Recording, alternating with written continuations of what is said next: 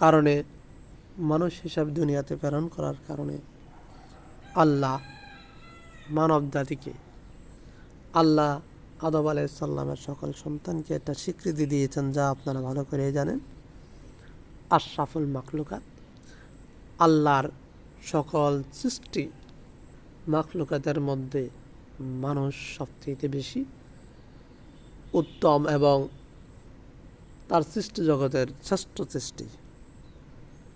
তার মানুষের এই সম্মান একমাত্র মুহাম্মদ সাল্লাল্লাহু আলাইহি সাল্লামের কারণেই আল্লাহ এই আয়াত নাযিল করেছেন তার সম্মানে। আবার তিনি বলেছেন, এই মানুষগুলোর মধ্যে যারা আল্লাহর ইবাদত করে না, আল্লাহর নাফরমানি করে, তাদেরকে তিনি নিক্ষিপ্ত করেছেন একেবারে নিকৃষ্ট পর্যায়ে, চতুষ্পদ জানোয়ারের চেয়ে নিকৃষ্ট বলেছেন।